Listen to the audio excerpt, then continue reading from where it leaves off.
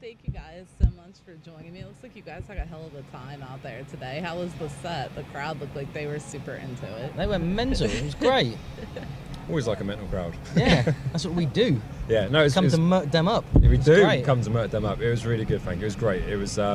We expected, you know, we always try and put on a rocking show, but they went above and beyond. I think it was really We expected nothing and got everything. There you go.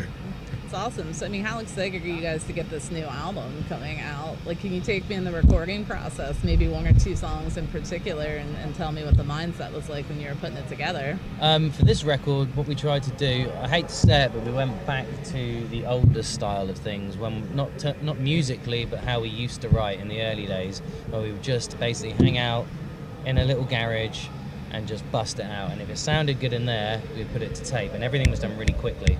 We didn't want to obsess over things, because the last record, Kill the Power, was a production. It was a year in the making. Everything was, you know, laid out. It was blood, sweat and tears. This was actually an enjoyable experience, and we all became friends again, as opposed to hating each other. Yeah, which we've gone back to since. I think we just wanted to make a really rocking album that was hit hard and was obvious from the get-go. You know, there's nothing special, nothing you needed to understand. It just hit you around the face and you got what it was about. Absolutely. I kind of like, it's almost like a perfectly imperfect sound when it's done like that, rather than it being like that overly polished thing. Well, that's it. We wanted it to represent the live element of the band, and that's what we feel we do best, if you know what I mean. So hopefully we did it. What do you reckon? I think we did it, but we're in the band. What do you think? Thank you. You too. Good work. Absolutely. So, I mean, how hard is it these days for you guys to craft a set list and everything? I'm sure when you play festivals, there's staples that kind of have to be there, and you know, it's. Yeah, I think a lot of the time we try and look at it as almost a greatest hit set, you know. So songs that people want to hear. There's nothing worse than going to go and see bands and they play all the obscure ones. Obviously, it's great to hear those sometimes, but you generally just want to know what you want to hear, and they tend to be the biggest songs. And I think we generally skate around that. I mean, we've got 6 albums to choose from, so you try and choose something from everything. You know, for example, today it was 30 minutes, 6 songs, and we only played 5 because we ran over time. So we had 5 songs. It's like one song off each record. It's weird. Yeah. Weird when you've got a short amount of time. If you've got a headline set, you can dip in and out. But I'm sure that's got to be the frustrating aspect with a festival. I mean, it's awesome because it's such a huge crowd, and I'm sure that opens doors to like introduce like people to me. But then you're like, oh god, the set's like cut down. Yeah, I mean, it's like a teaser, isn't it? Like when you get to watch a trailer for the film. Yeah, you know, and sometimes you watch the best trailer in the world, and it's great. You can't wait to tell everyone else about it. I think that's, you know, especially coming back here after so many years of not being here. It's important just to hit hard and hit quick, and yeah, like we said, the crowd went nuts. So it is sometimes frustrating when you have to do those shorter sets, but you know, we live to play music. We'd play for hours if we could. But I think, you know, it was a great set, and it's very succinct and hit them hard.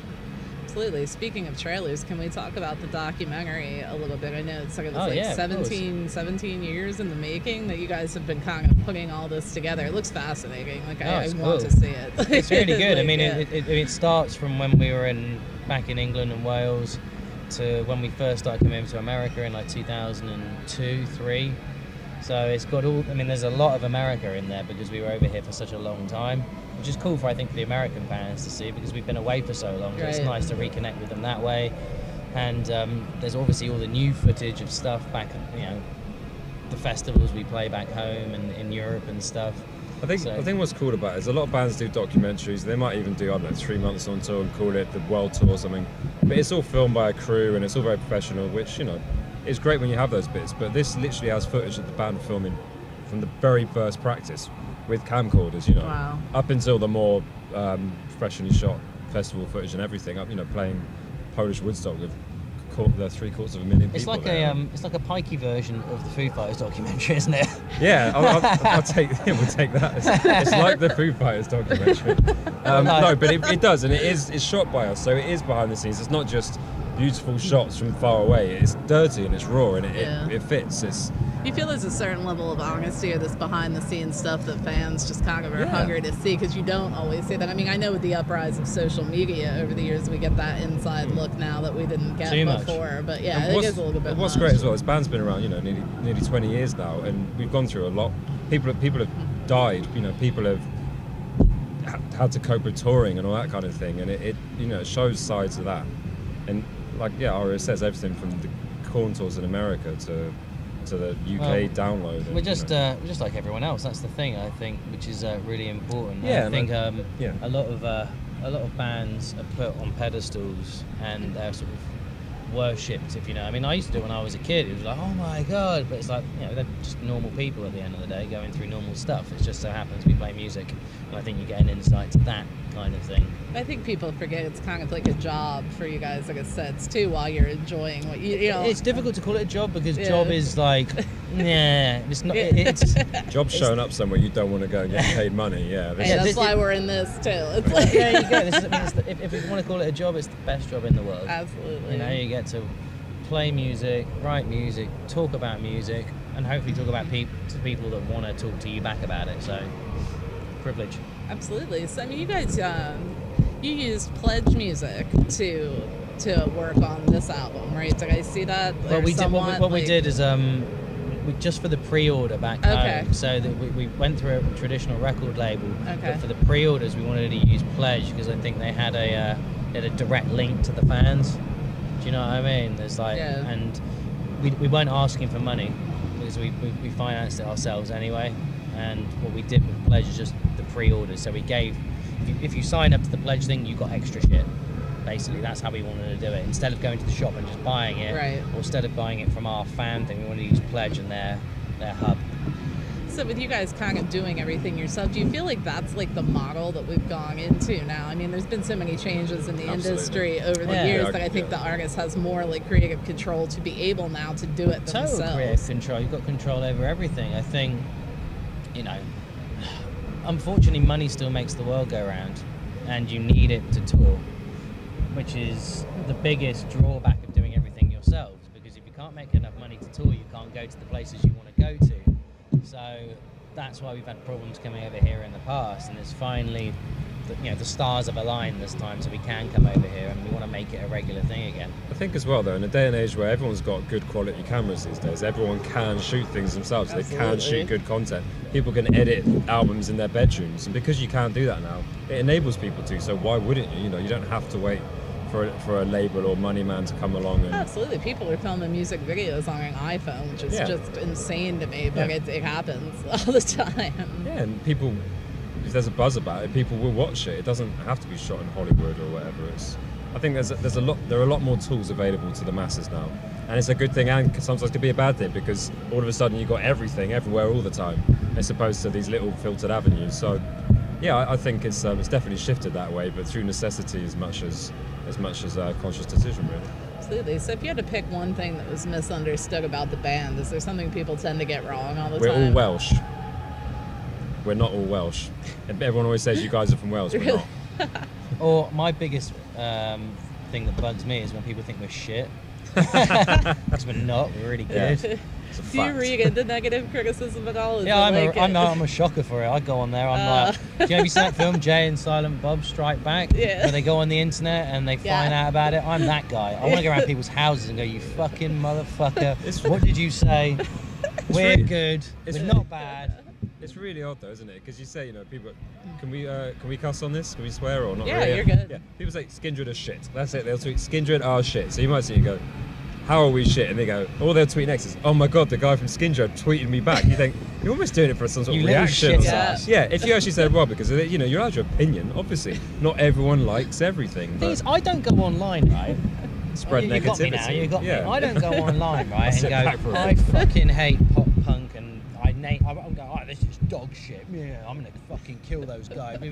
But then you get these fucking little cunts who will go online and just slag us off, threaten you, like, if I ever see that guy, I'll beat him up. I'm like, will you? You're going to beat me up, are you?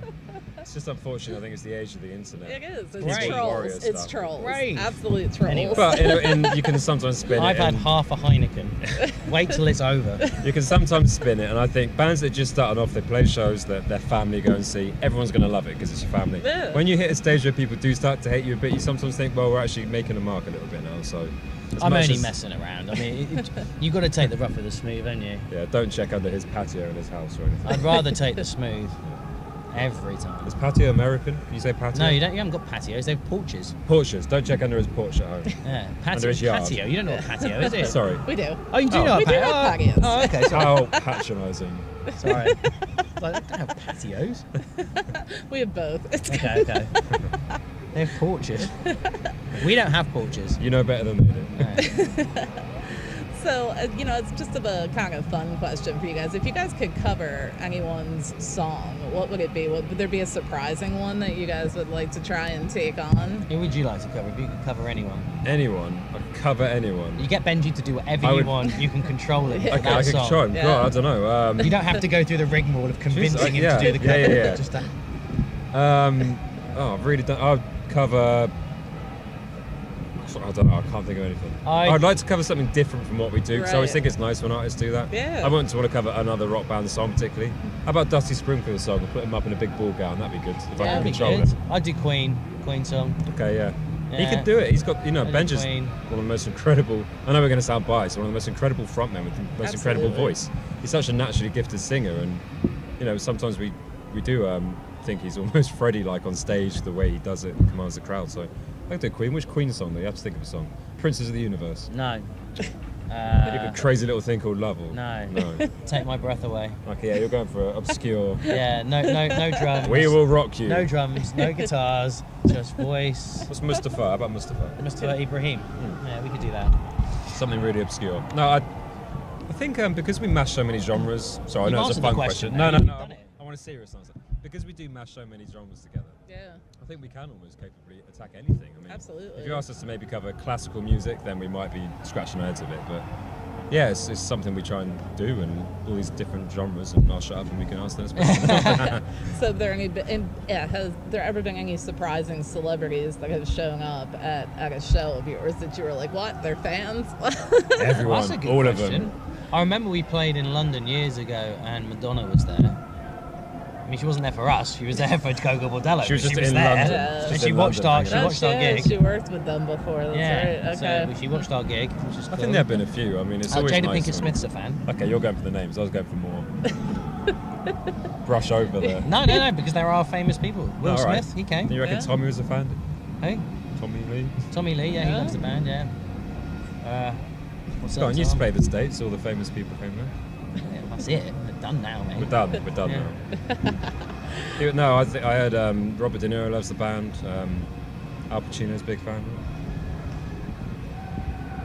Maybe. I think what's cool, especially doing what we're doing. We did a song with Jacoby from Papa Roach, for Right. instance. Just doing that, and you get to know these people, and they become your friends, and it's just being Other in bands, music. it's nice when other bands come and watch you. Yeah, Absolutely, it's always great. yeah. It's always great. So, what kind of touring do you guys have planned after Rock Allegiance? We are. Oh, it's on We camera. are. We. This was here the whole time. Rochester. Rochester, New York tomorrow. And then we play Cleveland, Ohio. Big Shots, Valparaiso in Indiana. Springfield, Missouri. Then we do Texas Mutiny. Houston Open Air in Texas, in Houston. Nice. So you guys are hitting the festival circuit We're pretty here- hard. we're here, so that's yeah. good. Louder Than Life in Louisville. Nice. Gonna check me out some barbecue. Kentucky BBQ. Yeah, we're trying to bourbon. get very localised. Kentucky bourbon. Trying to get very localised with our food. So when we had like New England chowder, now we're trying And then to we finish in LA on the 8th of October at the whiskey. at the Whiskey Oh Go Go. Go. Yeah, we can't. At Go Go. We're spending a month over here, so we're really hitting everything as best we can. Awesome. And it's great because we're getting to see a lot of things and see a lot of different places. It's, like you say, it's not really a job, is it? Hey, Jinx, come here. Come here. So I need to get this guy on camera for a minute. Here you go. Come on. Should have told him. This there's is a camera. our. This is our stand-in What it TM. is. He has been saving lives every day. This is Jinx.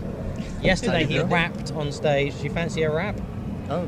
Come on. You can't do it again. You don't have to push this Just, guy up. just wanted him in for a second because he's our mate. During our set, we tend to do a thing called the Newport Helicopter in the song Warning, which is the one Jacoby sings on, and it's Benji ready? makes everyone takes their tops off, their t-shirts, hold them in the air, and on the count of 4, everyone swings them round. And we're taking this thing around the world, and it's great. So There he is over there. Sorry, between this me and guy, you. Yeah. Yeah. Thanks. But that guy yesterday, after about 1 second of persuading, took his shirt off and he's on the drum riser swinging it round, and he's a good guy. What the hell was the original question? I don't know. I just wanted Jinx involved. I'm guessing it wasn't about Jinx. Yeah. His name's not Jinx. His name's James. No, he's Jinx, and he will always be Jinx. Well, I want to thank you guys so much for taking a few minutes to speak with me. I Thank appreciate you. it. Thanks for having us. Awesome. Appreciate it. Thanks, dude. Thank you very much. Cheers.